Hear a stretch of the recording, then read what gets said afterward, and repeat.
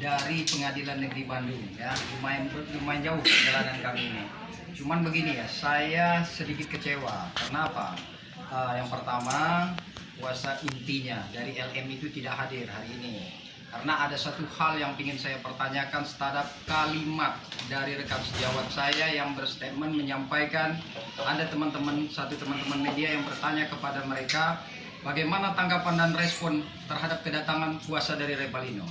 Ada satu bahasa yang disampaikan oleh lawyer ini menyampaikan nggak tahu kali, mau belajar kali sama saya, kata dia. Kan begitu yang dia menyampaikan. Yang kedua, banyak-banyak baca buku itu katanya, kalau mau belajar katanya. Dan terakhir yang ketiga, dia menyampaikan intervensi itu tidak bakal bisa masuk katanya.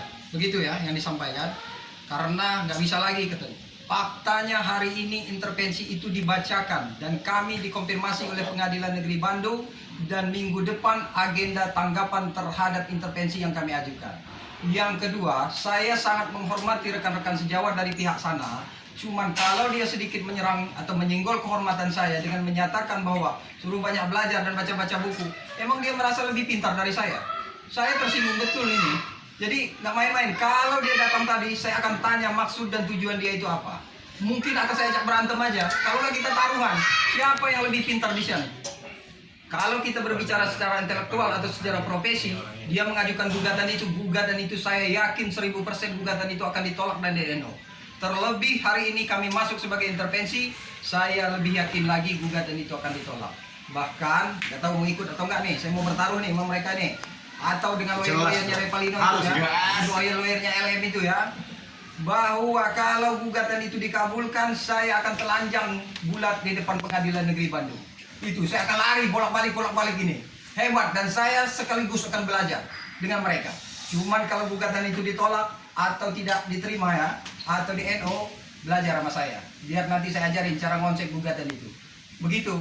Apalagi nih, yang kedua, bahwa kami sebagai tim, ini ada penambahan tim lagi, ini rekan saya, Bang Yanto, masuk sebagai tim penerima kuasa dari Revalino. Sebelumnya ada beberapa penerima kuasa juga, cuman kemungkinan yang akan aktif itu kami ini. Yang kedua, alhamdulillah, puji syukur atas kehadiran Allah, rekan kami. Memang apa yang disampaikan oleh LM pada waktu itu adalah Revalino ini ada di penjara, ada satu hal yang harus kami tutupi. Memang faktanya demikian.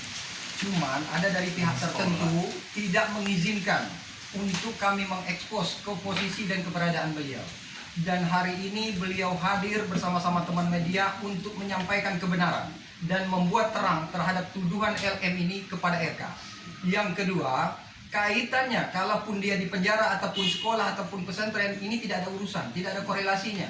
Karena yang kita bahas di sini 2021 awal sampai anak itu lahir 26 Januari 2022. Nah, satu lagi kisi-kisi buat teman-teman semuanya. Kalau dia bisa membuat laporan pengaduan ke Komnas Perempuan, Komnas Anti Kekerasan Terhadap Perempuan dan Anak, menurut saya itu tidak efektif. Kenapa? Kekerasan terhadap perempuan dan anak itu hanya untuk membuat pengaduan laporan terhadap perempuan yang mengalami kekerasan. Contohnya KDRT. Ini cerdas kawan gue ini, cerdas. Jadi KDRT, ada penganiayaan terhadap anak di bawah umur, itu efektif dan tepat membuat permohonan dan perlindungan hukum seperti itu. Kalau Komnas Anti Kekerasan Terhadap Perempuan dan Anak merekomendasikan atau membuat perlindungan kepada LM ini, hari ini saya pertanyakan Komnas Anti Kekerasan Terhadap Perempuan dan Anak kalau memberikan permohonan perlindungan itu kepada LM ini. Kenapa?